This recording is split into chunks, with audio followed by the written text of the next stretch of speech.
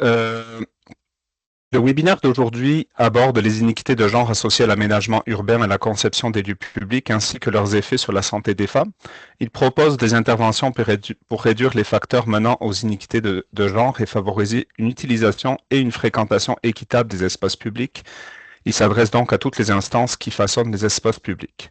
Pour information, ce webinaire reprend les résultats du dernier numéro opus du CREBS qui a été diffusé au mois de décembre et lui-même qui synthétise les résultats d'un rapport de recherche complet là, qui reprend les éléments méthodologiques de la revue de littérature et l'ensemble des résultats. Je vous posterai l'information détaillée, plus détaillée dans le module de conversation. Maintenant, ben, écoutez, je vous présente Ariane Saint-Louis qui va vous présenter le webinaire. Donc, Ariane est détentrice d'un baccalauréat en géographie environnementale et titulaire aussi d'une maîtrise en études urbaines. Elle est conseillère scientifique à l'Institut depuis 2019. Ses expériences de travail lui ont permis d'acquérir des connaissances diverses sur les liens entre l'environnement bâti et la santé, ainsi que les leviers et processus pouvant mener à la création de milieux de vie favorables à la Hello. santé. Pour votre information aussi, il y a un petit mot sur Maud Emmanuelle Labesse qui ne pourra pas présenter donc aujourd'hui, qui est co-autrice de tout ce travail-là. Donc Maud Emmanuelle, elle est politologue et conseillère scientifique à l'Institut et au CREBS aussi depuis près de 17 ans maintenant. Voilà, donc sans plus tarder, je te passe la parole, Ariane, pour la présentation du webinaire. Merci beaucoup. Merci d'être présente. En majorité, vous êtes présente et présent. Je vais faire le partage d'écran. Est-ce que normalement vous voyez ma présentation? Mais là, moi, je vous ai perdu. Attends une minute. Attends, ça marche pas. Oui, ici. OK.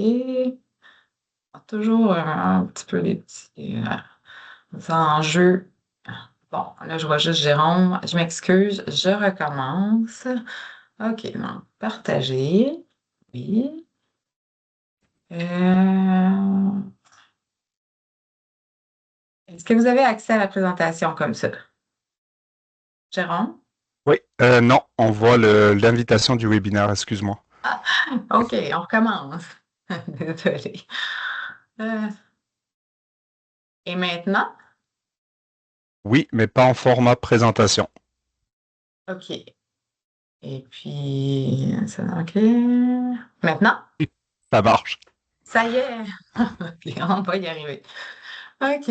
Donc, je tiens aussi à remercier le secrétariat à la condition féminine qui a permis, oui, la réalisation de cette étude. En fait, ça a été réalisé dans le cadre de la stratégie gouvernementale pour l'égalité entre les femmes et les hommes 2022-2027. Et il s'agit donc d'une initiative du CREBS dans le cadre de l'appel à proposition d'action où on voulait mieux connaître la problématique des inégalités de genre associées à l'espace public et proposer des outils et stratégies pour que les parties prenantes qui sont responsables de l'aménagement de nos espaces publics puissent créer ou réaménager des espaces publics qui seraient plus équitables sur le plan du genre. Je dois dire que nous n'avons aucun conflit d'intérêt à déclarer en lien avec ce travail. Donc, ce que je vous propose pour aujourd'hui, on va voir quelques concepts et très brièvement des aspects de méthodologie. La présentation aujourd'hui, elle est assez vulgarisée parce que je pense que vous êtes de différents milieux. Il y a des gens de la santé, du milieu universitaire, peut-être des gens des municipalités. On verra ça à la fin durant la discussion. Il y a aussi des gens du milieu associatif qui sont là aujourd'hui. Donc, je fais ça plutôt vulgarisé. Quelques constats généraux, ensuite des pistes d'action associées à ces constats-là. Le corps de la présentation va consister en 4 exemples concrets associés à 4 types d'espaces publics. Puis après, il va y avoir un peu de temps pour une discussion. Alors, directement sur les concepts, de quoi on parle quand on parle de genre? Il faut comprendre que le genre, c'est indépendant du sexe, lequel s'exprime par 3 catégories physiologiques, homme, femme et intersexe. Le genre, lui, va plutôt consister en un système de normes culturelles et sociales qui va assigner différents rôles et hiérarchies aux femmes et aux hommes, produisant ainsi des inégalités qui sont le plus souvent défavorables aux femmes. Et si le rapport de genre aborde souvent la question sous une forme binaire, homme-femme, ça serait erroné de penser que les femmes forment un groupe homogène parce que le rapport de genre est souvent aussi tributaire de d'autres caractéristiques comme l'âge, l'orientation sexuelle, les classes sociales, l'origine ethnique, etc. Et lorsqu'il y a cumul de ces caractéristiques-là, on va parler d'intersectionnalité. Et j'émets ici un avertissement qui serait de prendre nos résultats avec discernement parce que les populations représentées dans notre étude étaient plutôt homogènes. Les autres facteurs qui étaient représentés, il y avait l'âge et puis le quartier de résidence qui corrélait souvent avec des caractéristiques socio-économiques. Mais c'est donc une limite de notre étude. On parle de femmes avec un grand F, mais pas dans ces détails. Il s'agit donc peut-être un peu ici de représenter la pointe de l'iceberg, en fait, d'inéquité que vivent les femmes dans les espaces publics. Maintenant, pourquoi les espaces publics? Ben parce que déjà la création, la réglementation des espaces publics va relever d'un processus associé à l'aménagement du territoire et par le fait même, celui-là va avoir des effets majeurs et durables dans le temps. On parle de béton ici. Que ce soit au niveau local ou au niveau régional, l'aménagement va influencer notre façon d'accéder au territoire, la capacité à réaliser différentes activités et habitudes de vie comme l'activité physique. Et ça va avoir une influence aussi sur sur la cohésion sociale et sur la participation sociale. Et ces éléments-là vont à leur tour avoir des effets sur la santé. Et dans le cadre de cette étude, si on parle d'espace public, ce qu'on veut dire, c'est des lieux qui sont de propriété ou d'usage public, accessibles et utilisables par tous et toutes gratuitement. C'est des lieux ouverts, par exemple les parcs, espaces verts, les places, voiries et trottoirs, ou encore des bâtiments comme les stations de transport collectif, les édicules, les arrêts aussi, bibliothèques, infrastructures communautaires et blocs sanitaires. Ah, il y a quelqu'un qui a un micro ouvert. Alors, dans le fond, notre objectif, je pense que ça n'a pas été clair déjà, c'était d'analyser les inégalités de genre associées à l'aménagement du territoire et des espaces publics vécus par les personnes qui s'identifient comme femmes. Et dans un deuxième temps, de répertorier des pistes d'intervention qui viendraient aiguiller les personnes en charge de la conception et de la création des espaces publics pour qu'ils soient plus équitables. On s'est posé comme question s'il y avait des aménagements ou des infrastructures publiques où l'utilisation se révélait être inégalitaire ou inéquitable pour les personnes de genre féminin. On s'est posé aussi comme question quels facteurs influencent l'utilisation ou la non-utilisation de différents types d'aménagements ou d'infrastructures publiques par les femmes. C'est quoi les caractéristiques d'un aménagement équitable sur le plan du genre et quelles mesures peuvent favoriser la construction d'aménagements et d'infrastructures qui seront fréquentés de manière optimale par les femmes. Donc, comme choix méthodologique, on a opté pour une revue narrative systématisée. C'est ce qu'on peut choisir quand on a des questions très larges et qui font appel à des connaissances issues de diverses disciplines. Et donc, on a retenu à peu près on a retenu une cinquantaine d'articles et près de 40 documents de la littérature grise.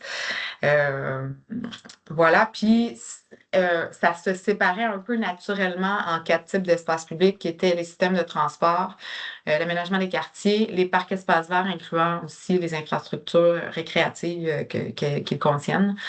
Et on avait un petit corpus sur les blocs sanitaires et toilettes.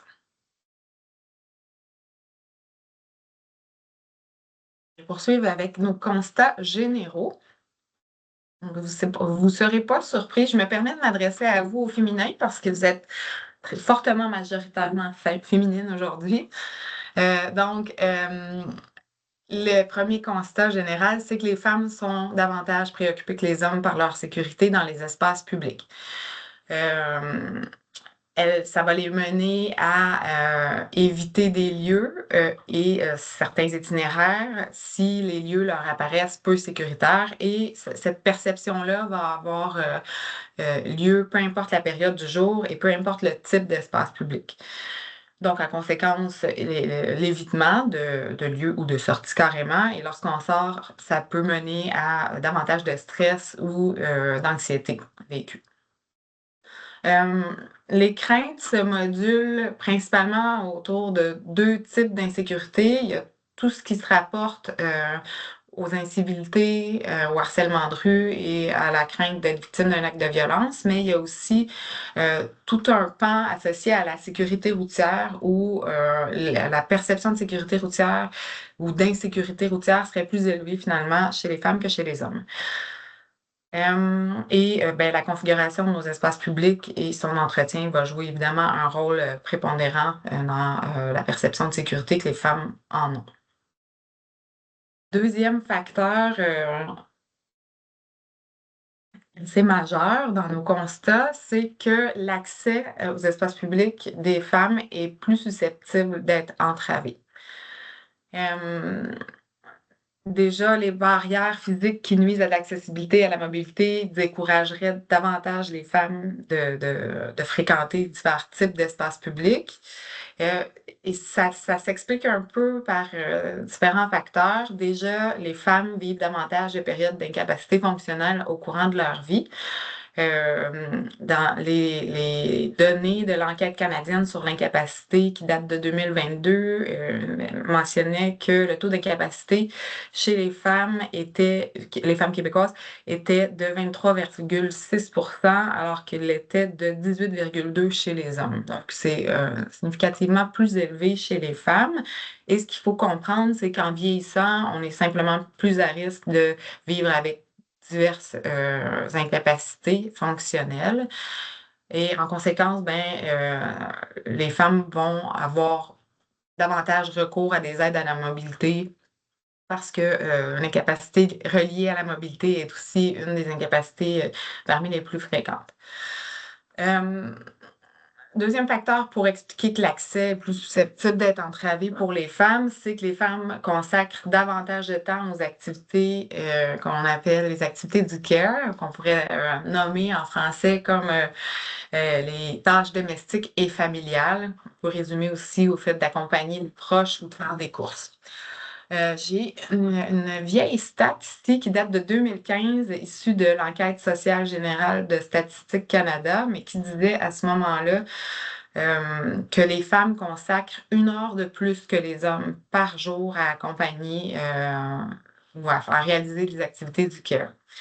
Et statistique plus récente cette fois-ci, en fait, dans un rapport de 2021 de l'Institut Vanier, on disait que même célibataires, les femmes vont consacrer quand même 3 heures de plus par semaine aux activités domestiques et familiales que les hommes.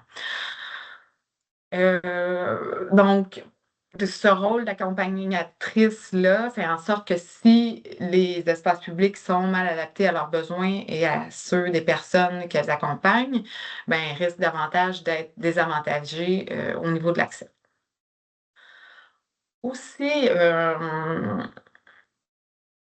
la conception de nos espaces publics et du mobilier urbain est généralement basée sur un gabarit d'hommes. Et là, j'espère que je ne fais pas sursauter les quelques hommes qui sont dans la salle. Ce qu'il faut comprendre à travers ça, c'est pas nécessairement quelque chose qui est conscient, mais c'est que historiquement, déjà, les femmes sont sur le marché du travail depuis beaucoup moins longtemps. Et puis, nos murs et nos bétons et nos routes sont là, elles, depuis bien avant que les femmes entrent sur le marché du travail. Puis encore aujourd'hui, ben, les professions qui sont typiquement associées à l'aménagement, ingénieurs, architectes, urbanistes, élus, sont en majorité occupées par des hommes. Fait que il y a nécessairement un biais de perception dans la création de nos espaces publics. Et puis finalement, sur les facteurs qui nuisent à l'accès aux espaces publics des femmes, c'est qu'il y a moins de toilettes publiques, oui, disponibles pour les femmes. Et dans le fond, c'est que le ratio est peu équitable. Ce qu'il faut comprendre ici, c'est que les femmes sont généralement davantage appelées à aller aux toilettes, d'une part pour leur rôle d'accompagnatrice qu'elles occupent en majorité, mais sinon simplement associées à des différences physiologiques euh, comme les variations hormonales qui entraînent les menstruations, une grossesse, la ménopause, ou aussi pour des maladies qui sont typiquement féminines comme l'endométriose.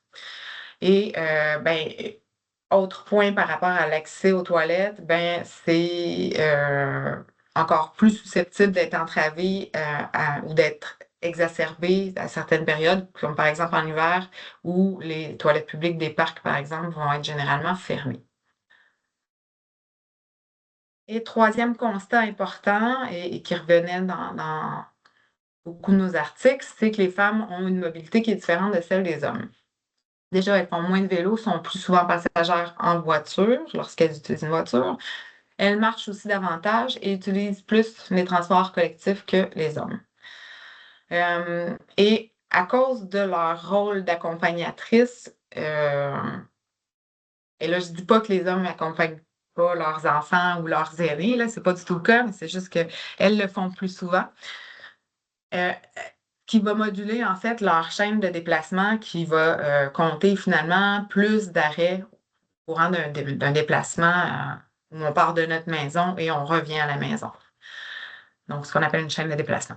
Ce qui va aussi entraîner donc, plus de dépenses en temps pour cette chaîne de déplacement-là et aussi éventuellement plus de dépenses économiques. OK.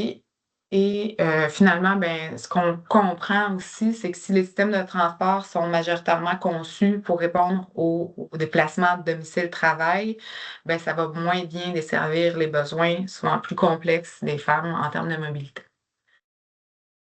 Donc, notre première étude de la littérature nous a amené à bâtir ce schéma conceptuel. Et pour vous le résumer brièvement, ce qu'on a compris, c'est que les choix qui sont faits dans la conception des espaces publics et de leurs infrastructures, tant au regard de l'architecture que de l'aménagement et aussi de l'entretien qui en est fait, vont influencer les différents facteurs qui deviennent à leur tour soit des facteurs facilitants ou des entraves à l'utilisation et la fréquentation de nos espaces publics. Et lorsqu'on utilise plus ou moins les espaces publics, il va y avoir des effets intermédiaires qui vont se faire ressentir sur la pratique d'une activité physique, la participation socio-économique, les interactions sociales et aussi l'effet restaurateur qu'on peut ressentir au contact des espaces verts.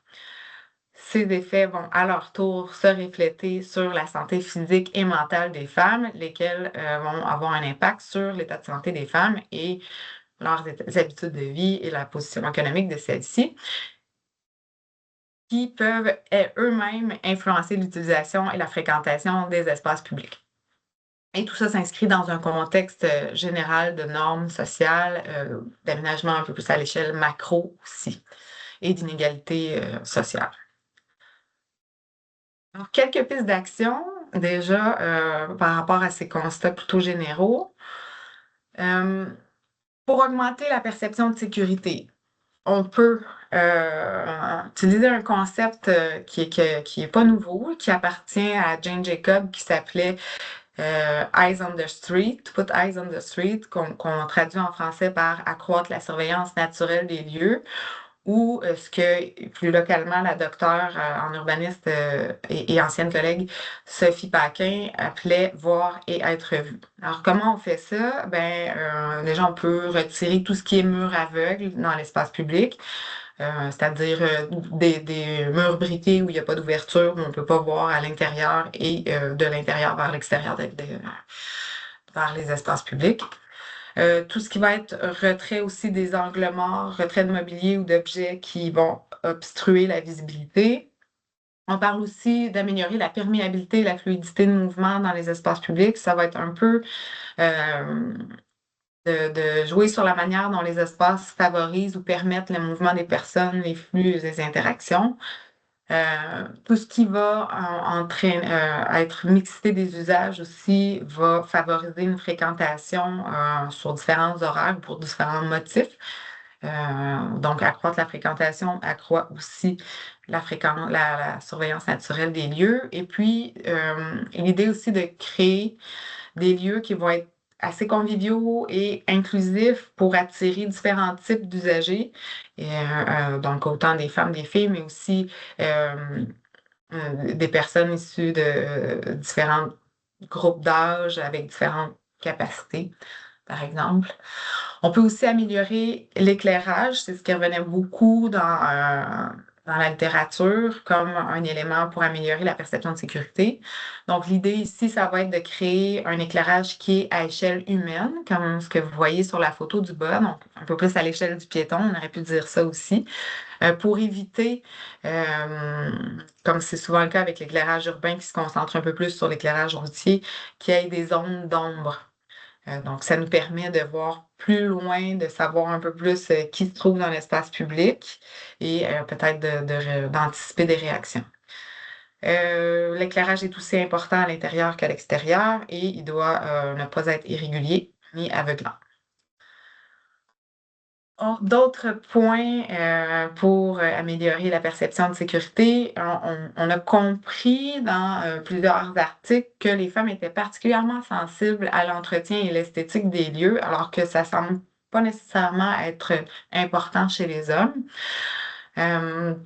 Donc, qu'est-ce qu'on fait pour ça? Jouer peut-être avec l'échelle des bâtiments lorsque c'est possible. En fait, l'idée ici, c'est qu'on ne se sente pas tout petit dans l'espace ou pas perdu dans l'espace, qu'on soit comme encadré, notamment par des marges de recul qui ne sont pas trop loin. Il va y avoir toute la question de la couleur qui peut être apportée par le verdissement notamment et des sons pour lesquels le verdissement va contribuer aussi. Donc, vous l'aurez compris que le verdissement est important, mais pas juste pour ses qualités esthétiques et évidemment pour tous les autres bienfaits que ça peut apporter pour la santé des personnes. Et l'entretien, j'ai mentionné, c'est très, très important pour augmenter la perception de sécurité chez les femmes. Pour donner un exemple, tout ce qui va être retrait des tags, c'est une espèce de graffiti qui marque en fait une signature territoriale par des gangs de rue. Ça va contribuer à augmenter l'insécurité dans l'espace public. Donc, il y avait aussi des articles qui parlaient d'inclure des technologies intelligentes de prévention de la criminalité, autrement dit des caméras dans l'espace public ou d'autres dispositifs aussi pour appeler à l'aide. Mais ça, c'était un peu plus mitigé parce que les participantes des études se disaient que c'est peut-être une caméra dans l'espace public, mais ça n'assure pas nécessairement que quelqu'un va me porter à l'aide si je suis dans le besoin. Maintenant, pour améliorer l'accès et la convivialité de nos lieux, bien évidemment, tout ce qui est associé au design universel va aider. Fait que l'idée ici, c'est de créer des lieux ou du mobilier qui va être adapté pour différentes capacités, différents gabarits. Comme un exemple tout simple ici sur la photo du haut, l'assise va varier en hauteur, ce qui permet à des personnes de différentes tailles de s'asseoir. Je pourrais pas dire confortablement parce que ça reste un bloc de béton, là, mais en tout cas, plus ou moins confortablement. Et l'idée aussi, ça va être d'avoir du mobilier peut-être un peu flexible ou à multi-usage, comme par ici, on voit que ça se transforme un peu en table. Euh, Ici en bas, dans plusieurs espaces publics à Paris, on trouve ces fameuses chaises vertes qu'on peut déplacer au gré de nos envies, amener à l'ombre dans un coin qui nous intéresse plus ou pour peut-être former un groupe de conversation avec les amis. Donc, cette idée de rendre le mobilier amovible est intéressante aussi pour améliorer la convivialité de nos lieux publics. Aussi, évidemment, ben, comme les femmes ont encore aujourd'hui encore un peu plus de charge au niveau de l'accompagnement des amis et des aînés et des enfants, ben, c'est de prévoir des lieux qui soient adaptés pour prendre soin de ces personnes-là. Maintenant, quelques interventions qui peuvent aider à faciliter la mobilité des femmes. Euh, Si on y va dans des gros principes d'aménagement, mais tout ce qui est augmenter la mixité des usages, la densité, on aurait pu ajouter la connexité, l'interconnectivité du réseau de rue va aider à favoriser nos déplacements collectifs et aussi à rapprocher les services et commerces, et, bref, les destinations du quotidien euh, de notre lieu de résidence. Donc, ça va favoriser, ça va être favorable à la mobilité des femmes. Si on parle de transport collectif, ben c'est peut-être l'idée d'y aller avec un réseau de collectifs qui va être un peu plus structurant que de simplement desservir, par exemple, une ville de banlieue vers un centre-ville. Ça va être de créer un maillage vers d'autres destinations que simplement les destinations associées au travail. Évidemment, tout ce qui va être de favoriser les déplacements en transport actif et collectif de façon sécuritaire va être important. Euh, Ce qu'on voyait dans des études, c'est que les femmes vont avoir, pour circuler à pied, à vélo, elles vont avoir pardon, besoin davantage d'infrastructures sécurisées comme des pistes cyclables et ben, le basic pour marcher, c'est des trottoirs et des traversées sécuritaires, pardon. Alors que ça semblait pas être si important pour les femmes, tant dans la pratique du transport actif que pour à pied, c'était une étude qui était plus sur la marche récréative. Pour faciliter la mobilité, il faut augmenter l'accès aux toilettes dans nos espaces publics. Je vous présente maintenant 4 exemples qui sont propres à 4 types d'espaces publics, avec quelques constats propres à ces espaces-là pour commencer. Maintenant, par rapport à l'aménagement des quartiers, on comprend que l'accès des femmes aux services et infrastructures peut être restreint par une planification territoriale déficiente. Ce qui va impacter la santé des femmes. Qu'est-ce que je veux dire par là? C'est lorsqu'on est résident de municipalité où c'est monofonctionnel, là, si on peut le dire, admettons, on va le dire comme une banlieue résidentielle où il y a très peu de commerces et services.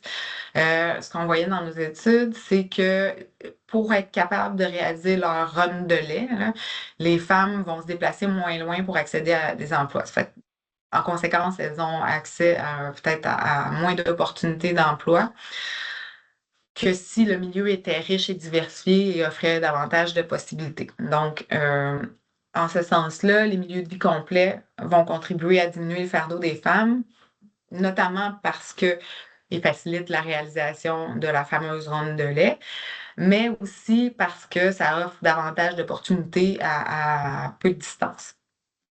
Donc, pour ça, les principes d'aménagement qui vont favoriser l'accès aux biens et services va aussi augmenter la probabilité que les femmes vont se déplacer en transport actif et qu'elles en récoltent les bienfaits. Et c'est important parce que dans des études qui étaient plus autour de la mobilité et du transport, et sur l'activité physique aussi, ce qu'on comprenait, c'est que les femmes font moins d'activité physique que les hommes au courant d'une semaine. Et donc, la rue pour le transport actif va être un important lieu pour les femmes pour la pratique d'une activité physique et ça valait aussi pour les filles. Et vous êtes déjà toutes conscientes, j'imagine, que la pratique d'une activité physique va avoir des conséquences importantes sur la santé. Alors, des petits exemples de ce qui peut être fait, mais tout ce qui va s'apparenter à la création de milieux de vie complets. On peut parler de ville des 15 minutes, d'écoquartier ou de dynamisme de cœur de village va aider. L'idée principale, c'est d'améliorer la mobilité active, donc par ce que j'ai déjà nommé, la connexité du réseau de rue, par des infrastructures de transport actif sécuritaire, par une certaine mixité qui va appeler une diversité de commerces et de services, ça va aider. Et on n'a pas besoin d'être une grosse ville pour faire ça. La preuve, je vous montre deux exemples qui sont tirés de milieux ruraux. Vous avez ici capture d'écran de Google pour laquelle vous voyez probablement pas grand-chose, mais c'est assez simple à comprendre. Là, on est à Val-David dans les Laurentides et sur la rue principale, vous pouvez aller reconduire votre enfant à l'école, faire des courses au métro, puis ensuite, peut-être aller faire un peu d'activité dans le parc et aller déposer un deuxième enfant à l'autre école ou un autre enfant qu'est-ce qu'il y avait une petite garderie là, pas loin. Et peut-être même aller retirer, bon, ça se fait plus vraiment, là, mais en tout cas, aller voir votre conseiller financier à la Caisse populaire. Tout ça à pied parce qu'on a des infrastructures piétonnières qui nous supportent dans notre déplacement. Donc, on se gare une fois, puis on fait le reste à pied. Ou sinon, ici, on est à Baie-Saint-Paul et c'est plan, voyons, un plan d'aménagement d'ensemble sur un lot qui était vacant, qui appartenait à la ville, où ils ont décidé de créer un écoquartier, l'écoquartier des Moissons, qui est tout près d'une zone commerciale où il y a des commerces qui sont prévus, différents types de densité et de typologie d'habitation, une mixité des usages, donc, des parcs, une zone agroalimentaire. Et donc, l'idée, c'est de créer un milieu de vie qui est inclusif et qui répond finalement à plusieurs besoins pour les résidents. Donc, des exemples quand même relativement simples en milieu rural. Maintenant, quelques constats qui sont propres à nos systèmes de transport, mais je l'ai déjà mentionné, largement tributaire du système de transport, notre mobilité influence l'accès aux services, de même que la participation sociale et économique des femmes. Donc, les femmes, quand elles se déplacent, vont être plus susceptibles de vivre des enjeux d'accessibilité. Par exemple, pour monter dans un autobus avec une poussette, lorsque le quai, l'arrêt d'autobus n'est pas adapté nécessairement assez haut pour permettre d'entrer facilement dans le bus. Et puis, il y a tout le côté autobus aussi qui peut avoir un plancher surbaissé. On peut penser aussi au fait d'avoir des toilettes accessibles aux stations de transport collectif. Aussi, on l'a vu, le système de transport, le zoom macro est hors des grands centres et principalement conçu pour les besoins de déplacement pendulaire, donc domicile travail, ce qui correspond moins bien aux besoins complexes des femmes. On voit aussi que la perception de sécurité dans les transports va être un facteur déterminant de la mobilité chez les femmes. En conséquence, elles y consacrent plus de temps et d'argent que les hommes. Par exemple, dans une étude, on voyait que les usagères du transport collectif peuvent changer d'itinéraire ou de mode de transport, comme prendre un taxi, si elles estiment qu'une portion de leur trajet n'est pas sécuritaire.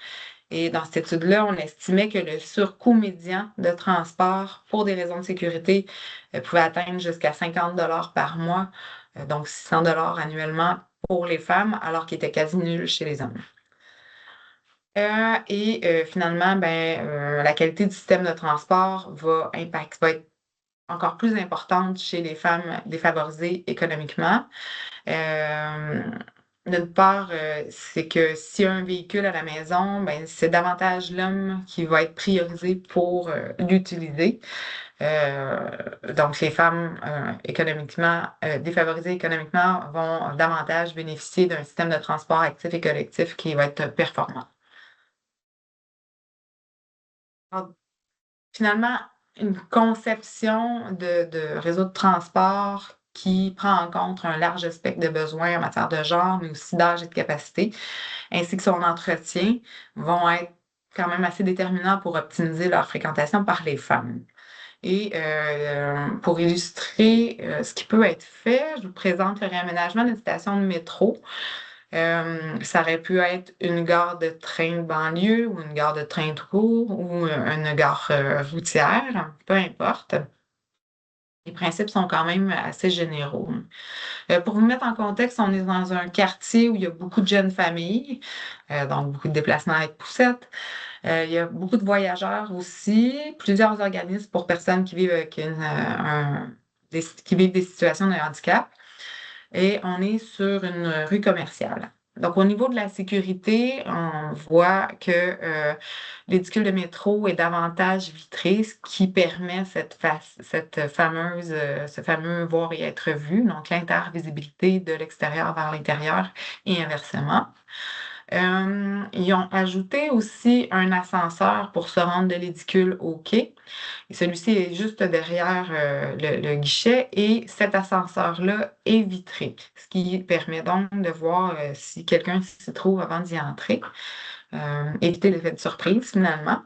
Donc ça, c'est à la fois une mesure de perception de sécurité, mais d'accessibilité universelle aussi.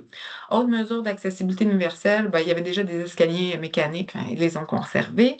Il y a maintenant aussi une porte automatique pour contrer, si vous avez déjà utilisé le métro de Montréal, vous connaissez peut-être le fameux effet piston, où on a besoin d'une force surhumaine pour être capable d'ouvrir la porte. Donc, il y a maintenant une porte automatique qui va convenir à n'importe qui aurait une perte de force musculaire pour ouvrir une porte, mais aussi pour les gens qui se déplacent avec une poussette ou qui poussent une personne en fauteuil ou qui traînent un caddie un chariot de course. Ils ont aussi ajouté des barres d'appui assis debout. Ça, c'est un dispositif qui nous permet finalement de se reposer le dos et les jambes sur le long d'un parcours, mais qui n'est pas tout à fait un banc, finalement, c'est un petit peu plus haut. Et donc, ça va demander moins de force musculaire pour s'en relever. Donc là, c'est plus les personnes aînées qui sont visées par cette mesure-là ou les personnes qui ont des enjeux de mobilité avec les membres du bas du corps. Au niveau de l'accès aux services, ce qu'on voit pas sur les photos, c'est qu'il y a un marché de fruits et légumes généralement.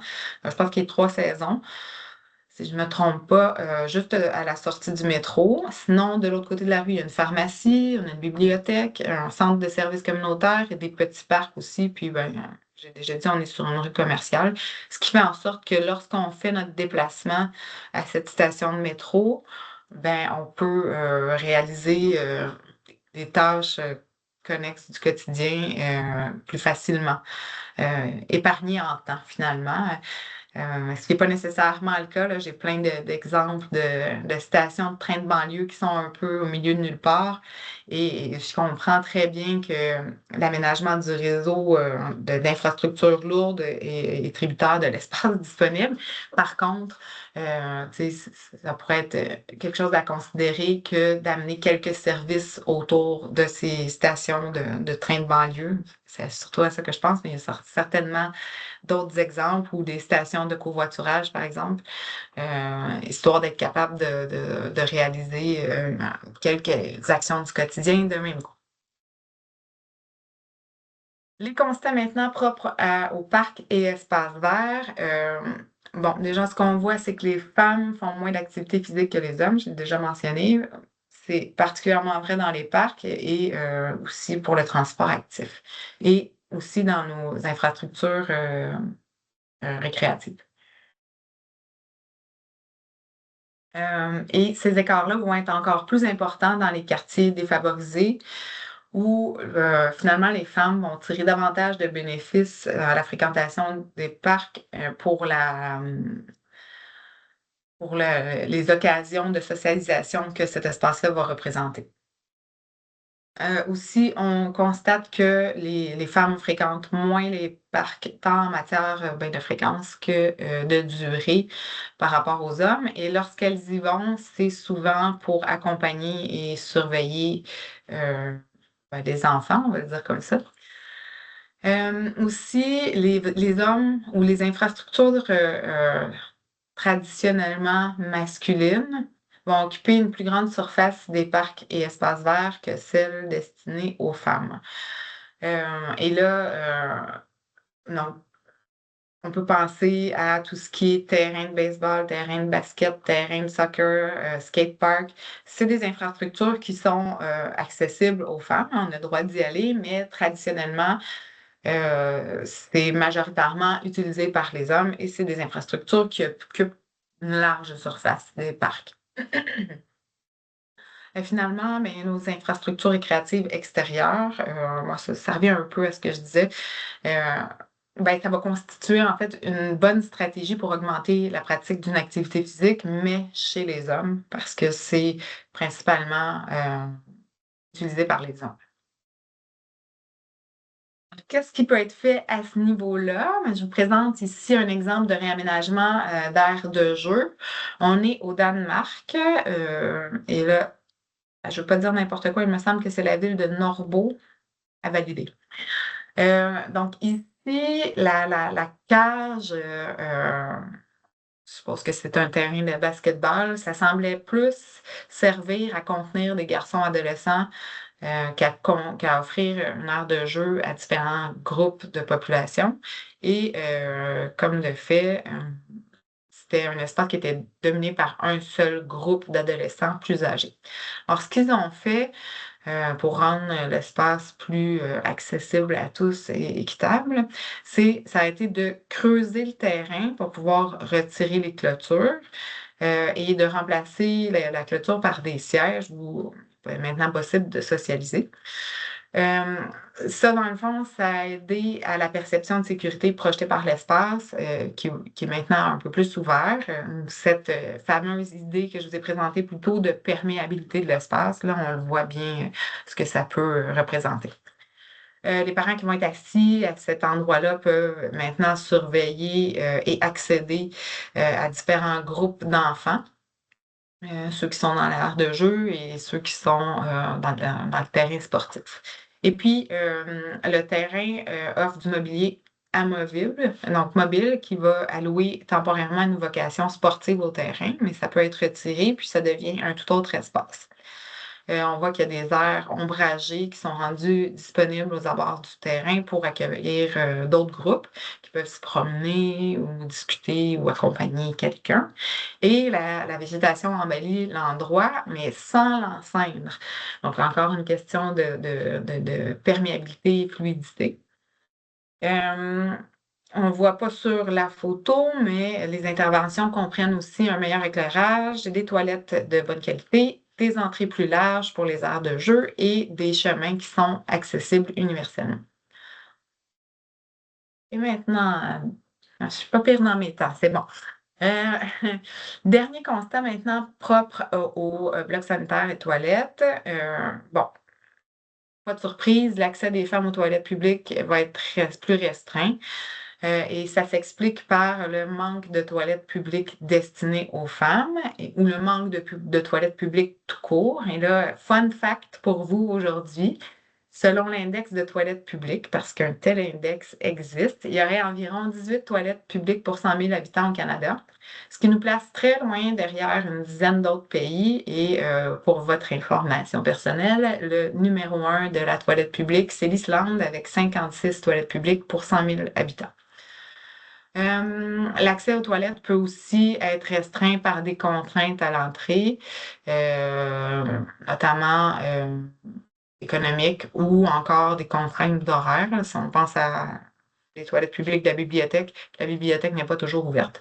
Et donc, ces contraintes-là économiques ou temporelles vont être exacerbées, en fait, ce manque d'accès chez les personnes, chez les femmes qui vivent avec des faibles revenus et les femmes en situation d'itinérance. Le manque d'accessibilité universelle des blocs sanitaires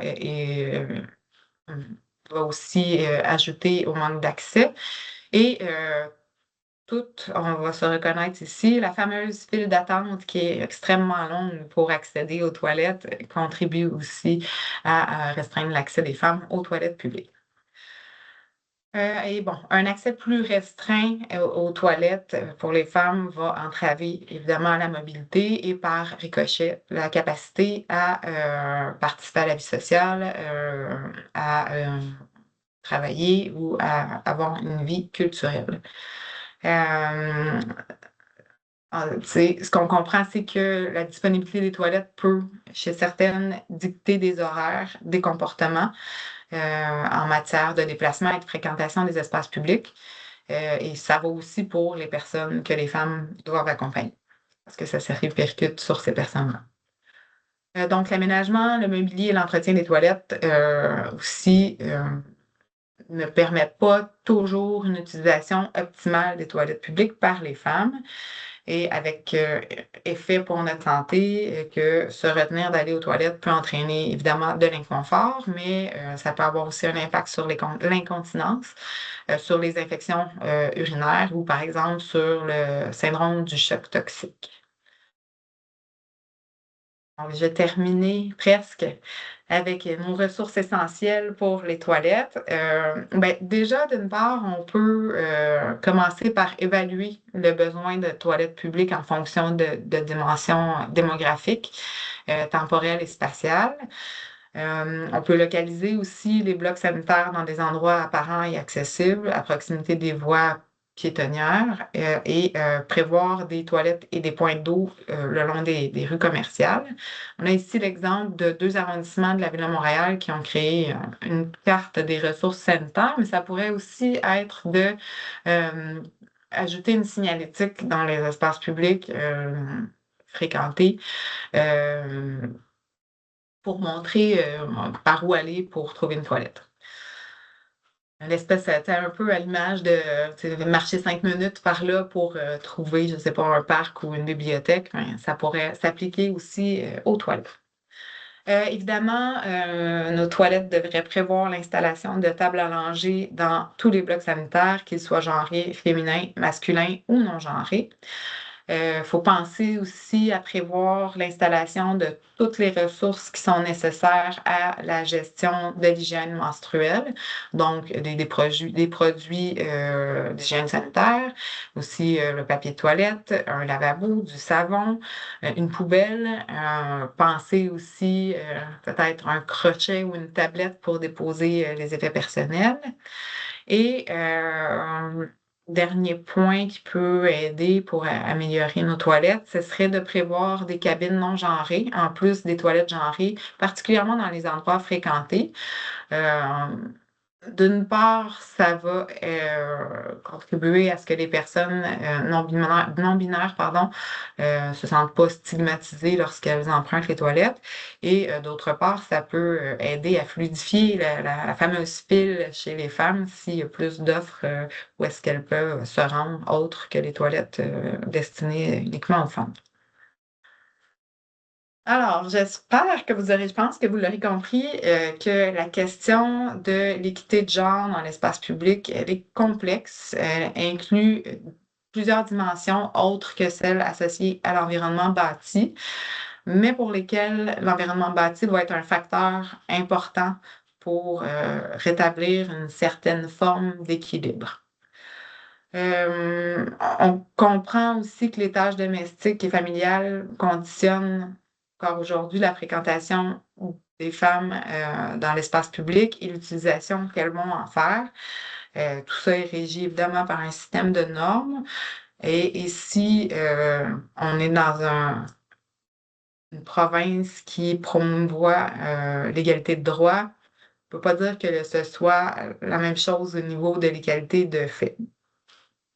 Donc, pour être équitable en ce qui a trait au genre, les infrastructures et les aménagements doivent pouvoir accueillir une diversité de gabarits corporels et de pratiques parce que ce qui va être invitant pour les femmes doit l'être tout autant pour les personnes qu'elles accompagnent ou dont elles ont la charge. Et on peut aussi penser à privilégier l'aménagement de quartier qui facilite l'accès aux biens et aux services par des modes de transport actifs et collectifs pour favoriser l'équité de genre. Puis, au final, toutes les interventions qui vont faire en sorte que l'espace public va être fréquenté et utilisé de façon optimale par les femmes, ça va être tout aussi bénéfique pour l'ensemble de la population. C'est un peu de revenir au principe d'accessibilité universelle, finalement. Alors, je vais être maintenant prête pour la période de questions. J'ai arrêté le partage. J'aimerais ça savoir si ce que je viens de vous présenter résonne pour vous. Et je ne sais pas s'il y a des personnes qui sont issues du milieu municipal en ce moment, mais si c'est le cas, j'aimerais ça savoir si vous voyez la possibilité de mettre en place les interventions qui ont été proposées ici. Mais la parole est à vous. Je vais voir, il y a des choses qui se passent dans le clavardage. Euh, Peut-être que je peux prendre les questions à l'oral, puis après. On peut peut-être Donc, commencer à l'oral, oui, Ariane. Vicky. Ben bonjour, merci beaucoup pour cette belle présentation. Avec plaisir. J'avais lu le rapport déjà. Moi, je suis du secrétariat à la condition féminine. Je fais entre autres des formations en analyse différenciée selon les sexes. Et je vais bientôt offrir une telle formation à une direction de la Ville de Québec.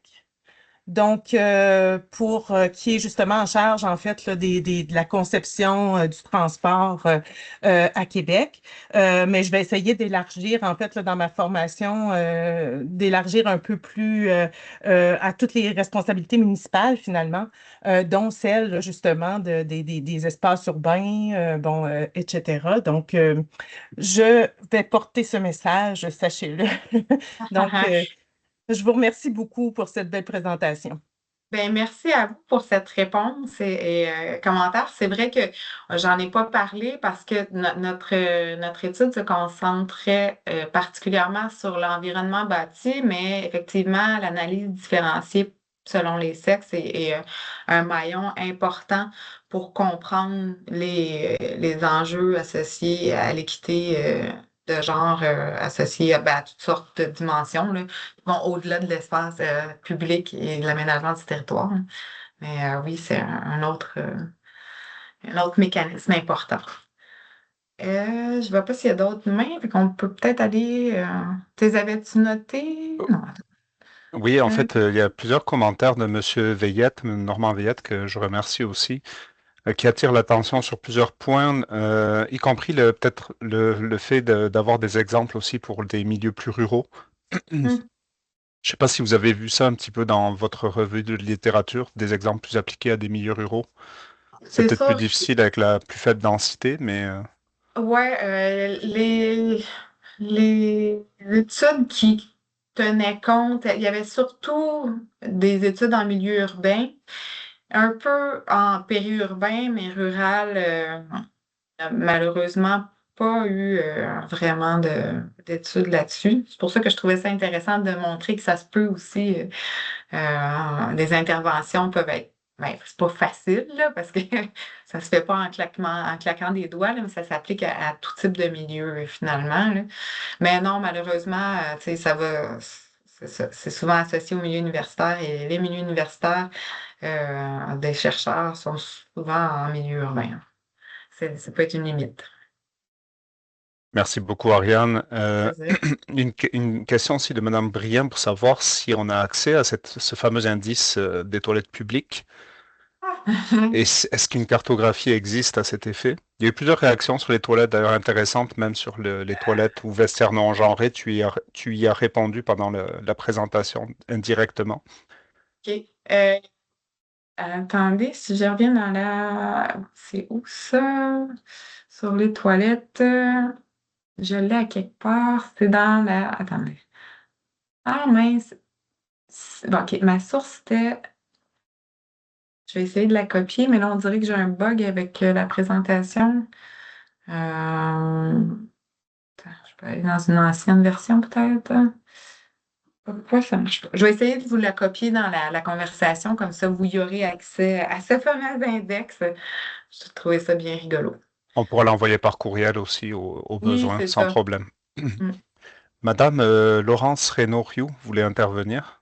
Oui, en fait, je travaille aussi pour le secrétariat à la condition féminine. Puis merci pour la présentation parce que ça m'a fait beaucoup réfléchir. Moi, je travaille pas à Québec, mais bien à Montréal et j'habite à Longueuil. Puis ces enjeux-là me faisaient aussi réfléchir comment c'est appliqué dans les banlieues, justement, mais les banlieues qui sont proches de la grande ville. Puis, vous l'avez souligné aussi, la différence aussi des populations, dépendamment de quelle classe sociale on appartient. Est-ce qu'on appartient plus à une classe défavorisée ou riche?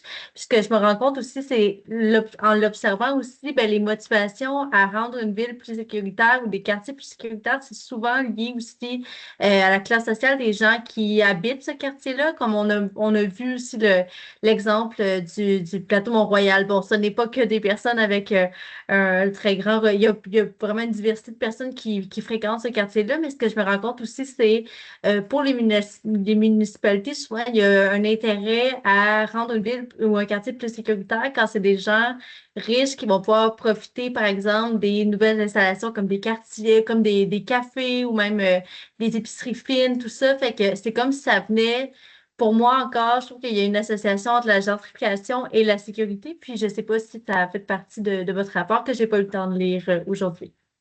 Non, on n'avait malheureusement rien sur gentrification et genre, mais c'est une avenue qui pourrait être fortement intéressante, là, mais effectivement aussi, je pense que au-delà du genre, ce qu'on peut comprendre aussi des enjeux d'aménagement associés aux quartiers défavorisés, c'est que ben, les gens qui les habitent ont souvent d'autres, ben, je sais pas comment dire, mais d'autres chats à fouetter que les enjeux associés à l'aménagement. Ils vont galérer peut-être un peu plus au niveau du travail, investir plus de temps. Ben, c'est ça, je l'ai démontré par dans les déplacements et sur plein d'autres choses de leur vie, ce qui fait en sorte que téléphoner au conseiller municipal à la fin de la journée, c'est peut-être un petit peu, ça se fait peut-être un petit peu moins pour ces raisons-là. Ceci dit, c'est très éditorialiste comme réponse, mais non, c'est ça, pour revenir à la question, au niveau de l'embourgeoisement et du genre, on n'a rien croisé dans le cadre de cette recherche-là, là, mais je pense que les hypothèses peuvent être bonnes de votre côté aussi.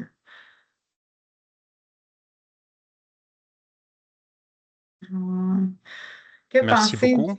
Oui, ouais, que penser des vestiaires ou des toilettes non genrées? Euh, C'est une bonne question sur laquelle il pourrait y avoir plusieurs arguments. Dans notre littérature, ben, tu sais, à part l'idée justement de fluidifier l'accès et puis aussi de ne pas ostraciser, bon, on a le cas des personnes non binaires, mais aussi euh, le fait d'avoir des cabines fermées qui s'adressent à tout le monde finalement, hein, peut aider aussi, on voyait, pour les gens qui doivent s'injecter de l'insuline. Fait que à ce niveau-là, ça peut aider. Au niveau des vestiaires, ben, dans la littérature, on n'avait rien. Je peux vous parler de mon expérience de maman personnelle, que je trouve fantastique d'aller à la piscine publique avec mon mari qui peut s'occuper de ma fille pendant que je me change, mais ça, c'est pas scientifique.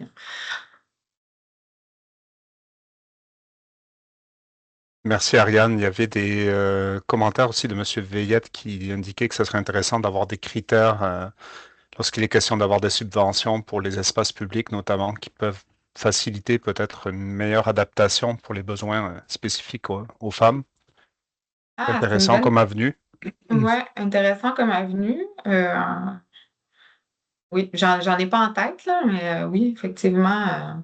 Ben déjà, c'est ça, j'ai montré que ça passe beaucoup par le design universel ou l'accessibilité universelle, qui inclut généralement aussi des facteurs de sécurité puis de perception de sécurité les grands concepts de design universel. Fait que, je ne sais pas s'il y a des collègues ici du secrétariat à la condition féminine qui savent s'il y a de tels programmes de subvention existent. Mais sinon, tu sais, aller du côté de l'accessibilité universelle, ça existe. Puis il y a comment ça s'appelle? Ah, j'ai un blanc.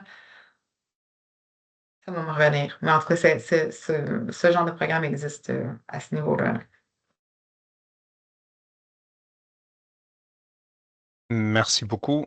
Écoutez, on a atteint les 2 heures, donc je pense qu'on va mettre fin au webinaire. Je vous rappelle que la présentation va être déposée un peu plus tard sur le site web du CREBS dont j'ai posté le lien, ainsi que l'enregistrement du webinaire. Si vous avez des questions, n'hésitez pas à nous écrire ou écrire directement aussi à Ariane Saint-Louis. Ça fera vraiment plaisir de vous répondre après le webinaire. Voilà, donc merci beaucoup Ariane. Merci beaucoup aussi à Maud Emmanuel qui n'était pas là aujourd'hui comme co-autrice de tous ces travaux-là. Vraiment intéressant. Merci à nos partenaires du secrétariat à la condition féminine. Et écoutez, je vous dis alors à une prochaine. Merci beaucoup. Si. Au revoir, bonne journée. Merci, au revoir. Merci à vous.